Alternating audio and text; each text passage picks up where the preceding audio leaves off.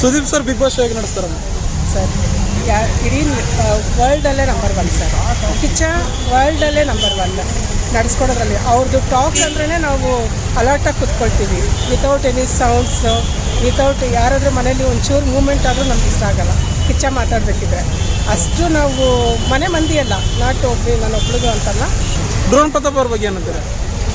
Okay, ಒಳ್ಳೆ ಹುಡುಗ, ಅವನ ಪ್ರಾಮಾಣಿಕತೆ ಇವಾಗ ಗೊತ್ತಾಗ್ತಿದೆ. ಟ್ಯಾಲೆಂಟ್ ನೋಡಬೇಕು ಇನ್ನು ಮುಂದಿನ ಭವಿಷ್ಯಗಳಲ್ಲಿ.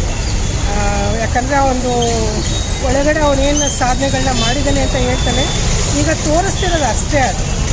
ಬಟ್ ಇನ್ನು ಒಳಗಿಂದ ಅವನಿಗೆ ಬರಬೇಕು ಆ ಪ್ರಾಮಾಣಿಕತೆ. ಅವನೇನು ಓದಿದ್ದಾನೆ ಅದಿನ್ನೂ ಎಕ್ಸ್ಪ್ಲೋರ್ ಆಗಬೇಕು. ಅವನೇನು ಯೂಸ್ ಮಾಡ್ತಿದ್ದಾನೆ. ಹಾಂ ಸರ್, ನೋಡ್ತೀನಿ. ಯಾರು ಇಷ್ಟ ಆಗ್ತಾರೆ? ಸಂತೋಷ್, ವರ್ತನ್ ಸಂತೋಷ್. ಏನಕ್ಕೆ ರೀ? ಪ್ರಾಂಪ್ಟ್ ಆಗಿದ್ದಾರೆ, ಆಮೇಲೆ ತುಂಬ ಪ್ರಾಮಾಣಿಕವಾಗಿದ್ದಾರೆ. ಹಿಂದೆ ಒಂದು ಮಾತಾಡಲ್ಲ, ಮುಂದೆ ಒಂದು ಮಾತಾಡಲ್ಲ. ಏನಿದೆಯೋ ಅದನ್ನು ಡೈರೆಕ್ಟಾಗಿ ಮಾತಾಡಲ್ಲ. ಸಂಗೀತ ವಿನಯ್ ಅವರು? ವಿನಯ್ ಒಂಥರ ಇಷ್ಟ ಆಗ್ತಾರೆ, ಬಿಕಾಸ್ ಅವ್ರದ್ದು ಅಷ್ಟೇ ಪ್ರಾಮಾಣಿಕತೆ ಭಾಳ ಇಷ್ಟ ಆಗುತ್ತೆ. ಮತ್ತು ನೇರ ನೋಡಿ, ಅವ್ರಿಗೆ ಅನಿಸಿದ್ದನ್ನು ಆ ಕ್ಷಣಕ್ಕೆ ಹೇಳ್ತಾರೆ, ಬಟ್ ಅದನ್ನು ಕಂಟಿನ್ಯೂ ಮಾಡಲ್ಲ ಆ ಮನುಷ್ಯ. ಚೆನ್ನಾಗಿ ಆಡ್ತಿದ್ದಾರೆ. ಗೇಮ್ಸ್ನ ರೂಲ್ಸ್ ಆ್ಯಂಡ್ ರೆಗ್ಯುಲೇಷನ್ಸ್ ಅಂತ ಚೆನ್ನಾಗಿ ಗೊತ್ತಿದೆ, ಬಟ್ ಅದರಲ್ಲಿ ಹೇಗೆ ಆಡಬೇಕು ಅನ್ನೋದು ತುಂಬ ಚೆನ್ನಾಗಿ ಆಡ್ತಿದ್ದಾರೆ ವಿನಯ್ ಅವರು. ಇದವರೆಲ್ಲ ಏನು ಸಂಗೀತ ಭಾಳ ಒಳಗೊಂದು ಹೊರಗೊಂದು ಎದುರುಗಡೆ ಎಲ್ಲರನ್ನೂ ಉಚ್ಚರಿಸೋದು, ಅವ್ರಿಗೆ ಟಾಂಟ್ ಮಾಡೋದು, ಬೇರೆಯವ್ರನ್ನ ಉದ್ರೇಕಿಸಿ ಮಾತಾಡ್ಸೋದು, ಇದೆಲ್ಲ ಅಷ್ಟು ನಡೆಯೋಲ್ಲ. ಒಂದು ಹೆಣ್ಮಗಳಾಗಿ ಎಲ್ರಿಗೂ ಟಾಂಗ್ ಕೊಟ್ಕೊಂಡು ಎಲ್ರಿಗೂ ಜೊತೆಯಲ್ಲಿ ಫೈಟ್ ಮಾಡ್ಕೊಂಡು ಆಟ ಆಡ್ತಾ ಇದ್ದಾರೆ ಅನ್ನೋದು. ಸರ್, ಹೆಣ್ಮಕ್ಳು ಅಂದಿದ ತಕ್ಷಣ ಆ ಥರ ಮಾಡೋಕ್ಕಾಗಲ್ಲ ಅಲ್ಲ. ಎಲ್ಲರೂ ಪ್ರವೋಕ್ ಮಾಡೋದು ಇಟ್ಸ್ ನಾಟ್ ಹೇಳ್ತಾನಲ್ಲ. ಹೆಣ್ಮಕ್ಳು ಏನು ಬೇಕಾದ್ರೂ ಮಾಡ್ಬೋದು, ಹೇಗೆ ಬೇಕಾದ್ರೂ ಮಾಡ್ಬೋದು. ಆ ಆದಿಲಿ ಹೋಗೋದು ಅಷ್ಟು ಚೆನ್ನಾಗಿಲ್ಲ, ಅದು ಆದಿ ಅಲ್ಲ. ಅವ್ರು ಇನ್ನೂ ಚೆನ್ನಾಗಿ ಆಡ್ಬೋದು. ಅವ್ರಿಗಿರೋ ಬ್ರಿಲಿಯನ್ಸ್ನ ಅವರು ತಾಳ್ಮೆಯಿಂದ ಸ್ವಲ್ಪ ಪ್ರವೋಕ್ ಮಾಡ್ದಿರ, ಅವರು ಬೇರೆಯವ್ರನ್ನ ಪ್ರವೋಕ್ ಮಾಡಿದ್ರೆ ಅವ್ರ ಆಟ ಅವ್ರು ಆಡೋದು ತುಂಬ ಚೆನ್ನಾಗಿರುತ್ತೆ. ಅವರು ಬೇರೆಯವ್ರನ್ನ ಪ್ರವೋಕ್ ಮಾಡ್ತಿದ್ದಾರೆ. That is not. Drone Pratap ಅವ್ರ ಬಗ್ಗೆ ಏನಂತೀರ? ಓಕೆ, ಒಳ್ಳೆ ಹುಡುಗ, ಅವನ ಪ್ರಾಮಾಣಿಕತೆ ಇವಾಗ ಗೊತ್ತಾಗ್ತಿದೆ. ಟ್ಯಾಲೆಂಟ್ ನೋಡಬೇಕು ಇನ್ನು ಮುಂದಿನ ಭವಿಷ್ಯಗಳಲ್ಲಿ. ಯಾಕಂದರೆ ಅವನು ಒಳಗಡೆ ಅವನೇನು ಸಾಧನೆಗಳನ್ನ ಮಾಡಿದ್ದಾನೆ ಅಂತ ಹೇಳ್ತಾನೆ. ಈಗ ತೋರಿಸ್ತಿರೋದು ಅಷ್ಟೇ ಅದು. ಬಟ್ ಇನ್ನು ಒಳಗಿಂದ ಅವನಿಗೆ ಬರಬೇಕು ಆ ಪ್ರಾಮಾಣಿಕತೆ. ಅವನೇನು ಓದಿದ್ದಾನೆ ಅದಿನ್ನೂ ಎಕ್ಸ್ಪ್ಲೋರ್ ಆಗಬೇಕು. ಅವನೇನು ಯೂಸ್ ಮಾಡ್ತಿದ್ದಾನೆ, ರೋಡಲ್ಲಿ ಏನು ಅವ್ನು ಮಾಡಬೇಕು ಅಂತಿದ್ದಾನೆ, ಅದು ಇನ್ನೂ ಕೆಲವು ಜನಕ್ಕೆ ತಲುಪಬೇಕು. ಅದು ಇನ್ನು ರೈತರಿಗೆ ಮಾಧ್ಯಮದಲ್ಲಿ ಇನ್ನೂ ಚೆನ್ನಾಗಿ ತಲುಪೋದಕ್ಕೆ ಅವ್ನಿಗಿನ್ನೂ ಪಳಗಬೇಕು ಸರ್. ಅದಿದೆ. ಬಟ್ ಹಳ್ಳಿ ಗಾಡಿನ ಸೊಗಡಿದೆ ಅವನಲ್ಲಿ. ಮೊನ್ನೆ ಮುದ್ದೆ ಎಲ್ಲ ಮಾಡೋದ್ರಲ್ಲ, ಅದು ಭಾಳ ಚೆನ್ನಾಗಿದೆ. ಸುದೀಪ್ ಸರ್ ಬಿಗ್ ಬಾಸ್ ಹೇಗೆ ನಡೆಸ್ತಾರಮ್ಮ? ಸರ್ ಇಡೀ ವರ್ಲ್ಡಲ್ಲೇ ನಂಬರ್ 1 ಸರ್. ಕಿಚ್ಚ ವರ್ಲ್ಡಲ್ಲೇ ನಂಬರ್ 1 ನಡೆಸ್ಕೊಡೋದ್ರಲ್ಲಿ. ಅವ್ರದ್ದು ಟಾಕ್ ಅಂದ್ರೇ ನಾವು ಅಲರ್ಟಾಗಿ ಕೂತ್ಕೊಳ್ತೀವಿ. ವಿತೌಟ್ ಎನಿ ಸೌಂಡ್ಸು, ವಿತೌಟ್ ಯಾರಾದರೂ ಮನೇಲಿ ಒಂಚೂರು ಮೂಮೆಂಟ್ ಆದರೂ ನಮ್ಗೆ ಇಷ್ಟ ಆಗೋಲ್ಲ ಕಿಚ್ಚ ಮಾತಾಡಬೇಕಿದ್ರೆ. ಅಷ್ಟು ನಾವು ಮನೆ ಮಂದಿ ಅಲ್ಲ, ನಾಟ್ ಒಬ್ಬರು ನಾನೊಬ್ಳಿಗೂ ಅಂತಲ್ಲ. ನನ್ನ ಮಗ ಹೆಚ್ಚು ಬಿಗ್ ಬಾಸ್ ನೋಡೋಲ್ಲ. ಬಟ್ ಕಿಚ್ಚ ಮಾತಾಡಬೇಕಿದ್ರೆ ಹೆಂಗಂದರೆ ಅವರು ಎಷ್ಟು ಸೆನ್ಸಿಟಿವ್ ಮ್ಯಾಟರ್ನ ಎಷ್ಟು ಚೆನ್ನಾಗಿ ಅವರು ಅರ್ಥೈಸಿ ಇನ್ನೊಬ್ಬರಿಗೆ ಅರ್ಥೈಸೋದಿದೆಯಲ್ಲ ಸರ್, ಅದು ಭಾಳ ಕಷ್ಟವಾದ ಕೆಲಸ. ಅಷ್ಟು ಬ್ರಿಲಿಯಂಟ್ ಅವರು. ಅವ್ರ ಲೈಫ್ ಸ್ಟೈಲ್ ಆಗಿರ್ಬೋದು, ಅವ್ರದ್ದು ಕಾಸ್ಟ್ಯೂಮ್ಸ್ ಆಗಿರ್ಬೋದು, ಆಮೇಲೆ ಅವ್ರ ಸ್ಟೈಲ್ಸು ಮತ್ತು ಅವರು ಉಚ್ಚಾರಣೆ, ಕನ್ನಡದಲ್ಲಿ ಅವ್ರಿಗಿರೋಂಥ ಅಭಿಮಾನ. ನನ್ನ ಅಪ್ಪು ಬಿಟ್ಟರೆ ನೆಕ್ಸ್ಟ್ ಅವ್ರನ್ನಲ್ಲೇ ನೋಡ್ತಾ ಇರೋದು. ಈವನ್ ಶಿವಣ್ಣನ ನೋಡ್ತಿದ್ದೀವಿ. ಬಟ್ ಈ ಥರ ಒಂದು ಲೈವ್ ಪ್ರೋಗ್ರಾಮ್ನ ಇನ್ನೊಬ್ಬರು ತಪ್ಪುಗಳನ್ನ ಅವ್ರಿಗೇ ಮನವರಿಕೆ ಮಾಡಿಕೊಡೋದು ಅಂತ ಬಂದಾಗ ಅದು ಭಾಳ ಕಷ್ಟವಾದ ಕೆಲಸ.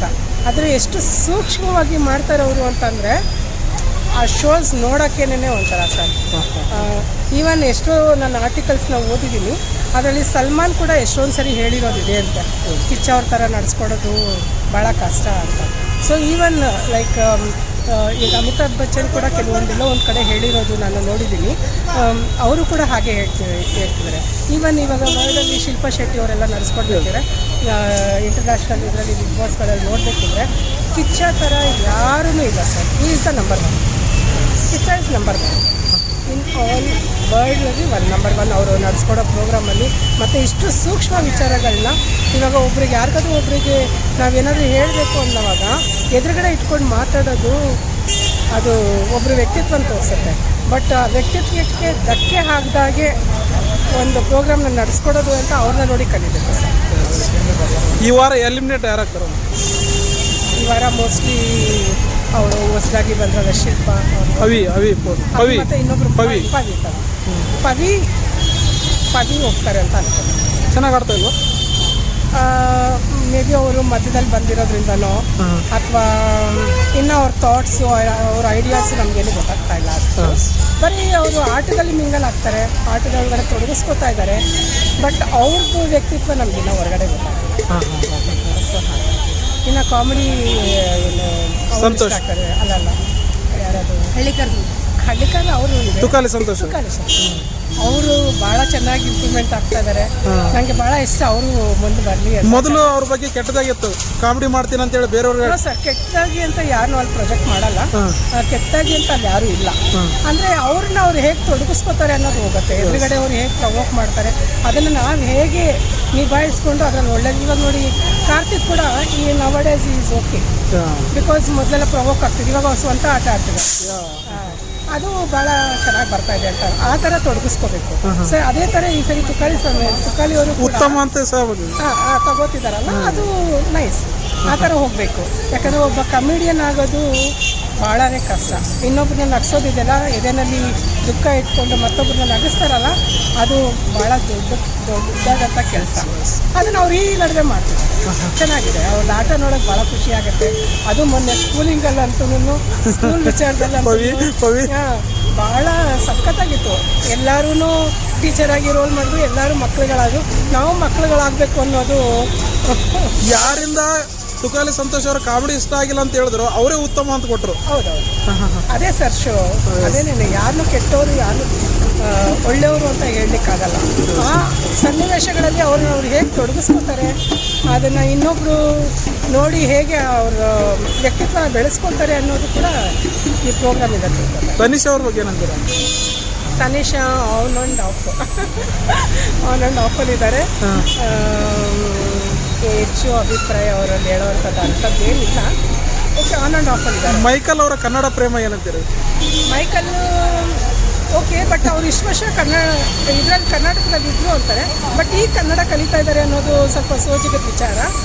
ಮೇ ಬಿ ಏನಾದರೂ ಶೋ ಆಫ್ ಮಾಡ್ತಿದ್ದಾರಾ ಅಥವಾ ಇದು ಮಾಡ್ತಿದ್ದಾರಾ ಅಂತ ಅನ್ಕೋತೀನಿ. ಇನ್ನು ಅವ್ರ ಬ್ಯಾಕ್ಗ್ರೌಂಡ್ ಬಗ್ಗೆ ನಂಗೆ ಅಷ್ಟು ಗೊತ್ತಾಗಿಲ್ಲ. ಯಾಕಂದರೆ ಟಿ ವಿನಲ್ಲಿ ಏನು ತೋರಿಸೋದು ಅಷ್ಟು ಮಾತ್ರ ಗೊತ್ತಿರೋದು. ಅದಕ್ಕೆ ಮುಂಚಿನ ವಿಚಾರಗಳು ನಮಗೆ ಗೊತ್ತಿರಲಿಲ್ಲ. ಸೊ ಈಗ ಅವ್ರು ಕಲಿತಾ ಇರೋದು, ಕನ್ನಡ ಭಾಷೆನ ಅಭಿಮಾನಿಯಾಗಿ ವ್ಯಕ್ತಪಡಿಸ್ತಿರೋದು ನೋಡೋಕೆ ಖುಷಿ ಆಗುತ್ತೆ. ಯಾಕಂದರೆ ಒಬ್ಬ ನಾನ್ ಕನ್ನಡನ ಮಾತಾಡ್ತಾರೆ ಅಂತ ಅಂದಾಗ ನೋಡಲಿಕ್ಕೆ ಖುಷಿ ಅನಿಸುತ್ತೆ. ಎನ್ಕರೇಜ್ ಮಾಡುವ, ನಮ್ಮಲ್ಲಿ ನಮ್ಮ ಕನ್ನಡದವ್ರದ್ದು ಇನ್ನೇನು ನಾವೆಲ್ಲ ಬೇರೆಯವ್ರನ್ನ ಮತ್ತು ಬೇರೆಯವ್ರನ್ನ ತುಂಬ ನಾವು ಬೇಗ ಆಧಾರದಿಂದ ಸ್ವಾಗತಿಸ್ತೀವಿ. ಹೌದೌದು, ಅದು ಆ ಥರ ಹೇಳೋಕ್ಕೆ ಇಷ್ಟಪಡ್ತೀನಿ. ಓಕೆ, ಅವನ ಅಭಿಮಾನ ಇಷ್ಟ ಆಗುತ್ತೆ. ಕನ್ನಡ ಸ್ಪಷ್ಟವಾಗಿ ಉಚ್ಚಾರಣೆ ಮಾಡಲಿಕ್ಕೆ ಟ್ರೈ ಮಾಡ್ತಾರೆ. ಆಮೇಲೆ ಈಗೆಲ್ಲ ಅವರು ಅಂದರೆ ಇವಾಗ ಕನ್ನಡ ಅನ್ನೋದನ್ನು ಅವ್ರು ಹೇಗೆ ಬಳಸ್ತಾರೆ ಅದೆಲ್ಲ ನೋಡಿ ಮಾಡಿ ಕಲಿತಾ ಇರೋವಂಥದ್ದು. ಒಳಗಿಂದ ಬರಬೇಕು ಸರ್ ಪ್ರೇಮ ಅನ್ನೋದು. ಅದು ಎಲ್ಲಿ ಇವಾಗ ಕನ್ನಡನ ಎಲ್ಲಿ ತಪ್ಪಾಗಿ ಮಾತಾಡ್ತಿರ್ತಾರೆ, ಎಲ್ಲಿ ಕನ್ನಡಕ್ಕೆ ಧಕ್ಕೆ ಆಗ್ತಿದೆ, ಯಾರು ಕನ್ನಡನ ತುಳಿಯೋಕ್ಕೆ ಟ್ರೈ ಮಾಡ್ತಾರೆ, ಅಲ್ಲಿ ಯಾರು ಚೆನ್ನಾಗಿ ನಿಲ್ತಾರೆ ಅನ್ನೋದ್ರ ಮೇಲೆ ಡಿಪೆಂಡ್ ಆಗುತ್ತೆ ಸರ್. ಇವಾಗ ಅವರು ಆ ಕೆಲಸ ಮಾಡ್ಬೋದು. ಇವಾಗ ಕೆಲವೊಂದು ಸರಿ ಇಂಗ್ಲೀಷ್ನಲ್ಲಿ ಮಾತಾಡ್ತಿರ್ತಾರೆ. ಇಂಗ್ಲೀಷಲ್ಲಿ ಮಾತಾಡೋ ತಪ್ಪೇನಿಲ್ಲ, ಯಾಕಂದರೆ ಫ್ಲೋನಲ್ಲಿ ನಾವೆಲ್ಲರೂ ಮಾತಾಡ್ತೀವಿ ಕನ್ನಡನ. ಬಟ್ ಅಲ್ಲೇನಂದರೆ ಕನ್ನಡದಲ್ಲಿ ವ್ಯಕ್ತಪಡಿಸ್ಬೋದು ಕೆಲವೊಂದು ಭಾವನೆಗಳನ್ನ. ಆದರೆ ಅಲ್ಲೇನಾಗುತ್ತೆ, ಕೆಲವೊಂದು ಸರಿ ಇಂಗ್ಲೀಷ್ನಲ್ಲಿ ಅವರು ಹೋಗ್ತಿರ್ತಾರೆ. ಆವಾಗ ಅವನು ಅದನ್ನು ಕಂಟ್ರೋಲ್ ಮಾಡಿದ್ರೆ ಇನ್ನೂ ಚೆನ್ನಾಗಿ ಬರುತ್ತೆ. ಆವಾಗ ಅವನಿಗೆ ಅವನು ನಿಜವಾಗ್ಲೂ ಕನ್ನಡದ ಬಗ್ಗೆ ಅಭಿಮಾನ ಇದೆ ಅಂತ ಅನಿಸುತ್ತೆ. ಬಟ್ ಅವ್ರ ಪ್ರಯತ್ನಕ್ಕೆ ನಾವು ಮೆಚ್ಚುಗೆ ಕೊಡಲೇಬೇಕು. ಟಾಪ್ 5 ಯಾರು ಇರ್ತಾರಂತ?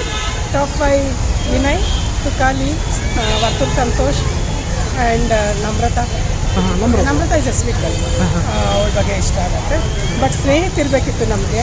ಸ್ನೇಹಿತ ಯಾಕೆ ಹೋದ್ರು ಅಂತ ನನಗೆ ಗೊತ್ತಾಗ್ತಾರೆ. ಪಾಪ ಅವರು ಎಲ್ಲೋ ಒಂದು ಕಡೆ ಮುಳುಗೋಗ್ಬಿಟ್ಟಿದ್ರು ಅನ್ಸುತ್ತೆ. ಬಟ್ ಅವ್ರು ಇರಬೇಕಿತ್ತು. ಹೊರಗಡೆ ಬಂದಮೇಲೆ ಅವರಿಬ್ಬರು ಜೋಡಿ ಆಗುತ್ತೆ ತಂತ್ರ ಆಗಲ್ಲತ್ರ. ಪರ್ಸ್ನಲ್ ಯಾಕಂದರೆ ಇವಾಗ ಅವಿನಾಶ್ ಮತ್ತು ಇವ್ರದ್ದು ಜೋಡಿ ನೋಡಿದ್ವಲ್ಲ ಮೊದಲು, ಅವ್ರು ಬೈಕ್ ರೈಡರ್ ಮತ್ತು ಇನ್ನೊಂದು ಅವ್ರದ್ದೆಲ್ಲ ಒಂಥರ ಸರ್, ಬಟ್ ಇವ್ರದ್ದು ಇಲ್ಲ, ಇದು ಒನ್ ಸೈಡರ್ ಇತ್ತು. ಅವ್ರ ಅಭಿಪ್ರಾಯ ವ್ಯಕ್ತಪಡಿಸಿ, ಬಟ್ ನಮ್ರತೆ ಯಾವತ್ತೂ ನೋ ಅಂತ ಹೇಳಿದ್ರು. ಪ್ರವೋಕ್ ಆಗಿಲ್ಲ ಅವರು. ಅಂದರೆ ಜಸ್ಟ್ ಬೀಯಿಂಗ್ ಎ ಫ್ರೆಂಡ್ಸ್ ಥರನೇ ಆಕೆ ಮೂವ್ ಮಾಡೋದು. ಇವಾಗ ಅವ್ರು ಇಲ್ಲ ಅಂದ್ರೂ ಆಕೆ ನಾರ್ಮಲಾಗೆ ಹೋಗ್ತಿದ್ದಾಳೆ. ಆ ಆಬ್ಸೆನ್ಸ್ನ ಅವಳೇನು ತೋರಿಸ್ತಿಲ್ಲ ಎಲ್ಲೂ. ಆ ಗ್ಯಾಪ್ ಇಲ್ಲ ಅಂತ ಅನಿಸ್ತದೆ. ಇಲ್ಲ ಶಿ ವಾಸ್ ನಾರ್ಮಲಾಗೇ ಇದ್ದಾರೆ. ಬಿಕಾಸ್ ಅವಳು ಅದೇ ವರ್ಡ್ಸ್ನ ಯಾವಾಗಲೂ ಹೇಳ್ತಾ ಇದ್ಲು, ಈಗಲೂ ಹಾಗೆ ಇದ್ದಾರೆ. ಹಾಗೇನು ಅನಿಸ್ತಾರೆ. ನಿಮ್ಮ ಪ್ರಕಾರ ಫೈನಲ್ ಗೆಲ್ಲೋದು ಯಾರಂತೀರ? ವಿನಯ್, ಬರ್ತೂರ್, ಇವರಿಬ್ಬರಲ್ಲಿದೆ ಸರ್. ಬರ್ತೂರ್ ಬರಬೇಕು, ಬರ್ತೂರ್ ಬರಬೇಕು. ರೈತರು ಅಂತಲ್ಲ, ಒಂದು ಹಳ್ಳಿಕಾರನ್ನು ಏನು ಒಂದು ಇದಿದೆ ಅದನ್ನು ಬೆಳೆಸಿದವರು, ಮತ್ತು ರೈತರಾಗಿ ಕಷ್ಟಜೀವಿ, ಒಬ್ಬ ರೈತ ಆಗಿ ಅವ್ರದ್ದು ಎಷ್ಟೋ ವಿಡಿಯೋಸ್ಗಳನ್ನ ನನ್ನ ಮಗ ಭಾಳ ಪ್ರಾಣಿ ಪ್ರಿಯ. ಅವನು ಇವರು ಇದಕ್ಕೆ ಬರೋದಕ್ಕಿಂತ ಮುಂಚೆನೇ ಅವ್ರದ್ದು ವಿಡಿಯೋಸ್ನ ನೋಡ್ತಿದ್ದೆ.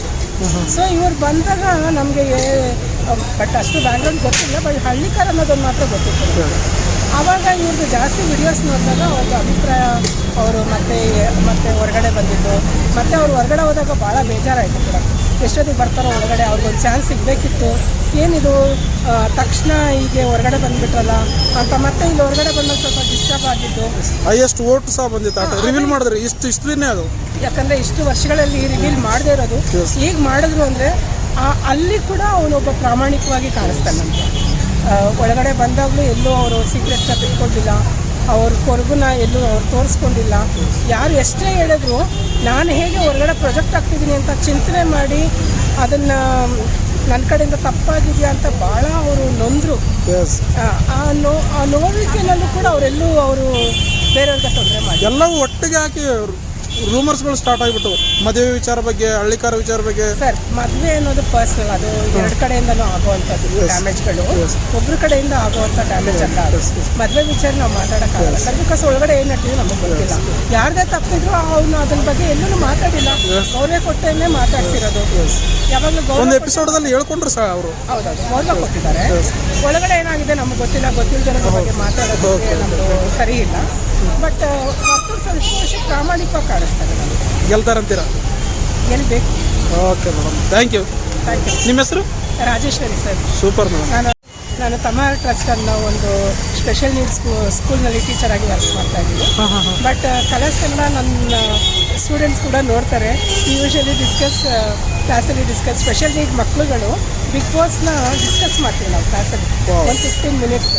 ಬಿಕಾಸ್ ಕಿರ್ಚೋದು, ಆಮೇಲೆ ಜಗಳ ಮಾಡೋದು, ಆಮೇಲೆ ಅವರ ಇಷ್ಟ ಅಭಿಪ್ರಾಯಗಳನ್ನ ವ್ಯಕ್ತಪಡಿಸೋದು ನೋಡ್ತಾರಲ್ವ. ನಾವು ಕ್ಲಾಸ್ನಲ್ಲಿ ಬಂದು ನಮ್ಮ ಮಕ್ಕಳಿಗೆ ಕೇಳ್ತೀವಿ, ಅವ್ರು ಇವತ್ತು ಆ ಥರ ಮಾತಾಡಿದ್ನಲ್ಲ ಸರಿಯಾ, ತಿನ್ನೋ ವಿಚಾರಿಗೆ ಈ ಥರ ಮಾತಾಡಿದ್ನಲ್ಲ ಸರಿನಾ ಅಂತ ಹೇಳಿದಾಗ ನಮ್ಮ ಮಕ್ಕಳ ಜೊತೆ ನಮಗೆ ಡಿಸ್ಕಸ್ ಮಾಡೋಕ್ಕೆ ಒಂದು ಟಾಪಿಕ್ ಸಿಗುತ್ತೆ ಸರ್. ಬಿಕಾಸ್ ಇದು ಮೀಡಿಯಾ ಅನ್ನೋದು ಮಕ್ಕಳಿಗೆ ಆಗಲಿ, ಸ್ಪೆಷಲ್ ನೀಡ್ಸ್ಗೆ ಆಗಲಿ, ಅಥವಾ ಯಾವುದೇ ಒಂದು ಸೊಸೈಟಿಗೆ ಇಂಪಾರ್ಟೆಂಟು. ಸೊ ಕೆಲವ್ರು ಹೇಳ್ತಾರೆ ಬಿಗ್ ಬಾಸ್ ನನ್ನ ಕ್ವಶನ್ ಮಾಡಬಾರ್ದು ಅಂತ. ಆ ಥರ ಏನಿಲ್ಲ ಸರ್. ಕರೆಕ್ಟಾಗಿ ಅದನ್ನು ಅರ್ಥೈಸ್ಕೊಂಡ್ರೆ, ನಮ್ಮ ಜೀವನ ಕಳವಡಿಸ್ಕೊಂಡ್ರೆ ನಾವು ಮಾಡ್ತಿರೋದು ಬಿಗ್ ಬಾಸೇ ಸರ್. ನಮ್ಮ ಜೀವನದಲ್ಲಿ ನಾವು ನಡೆಸ್ಕೊಂಡು ಹೋಗ್ತಾ ಇರೋದು ಕೂಡ ಬಿಗ್ ಬಾಸೇ. ನಮಗೆ ನಾವು ಹಾಕ್ಕೊಂಡಿರೋ ಸರ್ಕಲ್ನಲ್ಲಿ ನಾವು ಬಿಗ್ ಬಾಸ್ ಮನೆಯಲ್ಲೇ ದೇವರು ಅನ್ನೋ ಒಬ್ಬ ನಡೆಸ್ತಾ ಇದ್ದಾರಲ್ಲ ನಮಗೆ. ಅಲ್ಲಿ ಪ್ರತಿನಿತ್ಯ ನಮಗೆ ಟಾಸ್ಕ್ಗಳು ಕೊಡ್ತಾನೆ ಇದ್ದಾರೆ. ನಾವು ಅದನ್ನು ಹೇಗೆ ನಿಭಾಯಿಸ್ಕೊಂಡು ಹೋಗಬೇಕು ಅನ್ನೋದನ್ನ ಒಂದು ನಮ್ಮದೇ ಆದಂಥ ಒಂದು ಪರಿಚಿತಿಯನ್ನು ನಾವು ಟಿವಿನಲ್ಲಿ ನೋಡ್ತಾ ಇದ್ದೀವಿ ಅಷ್ಟೇ. ಕಂಪ್ಲೀಟ್ಲಿ ಬಿಗ್ ಬಾಸ್ ಅನ್ನ ಅರ್ಥ ಮಾಡ್ಕೊಂಡಿರಿ ನೀವು. ಥ್ಯಾಂಕ್ ಯು ಅಮ್ಮ, ಥ್ಯಾಂಕ್ ಯು.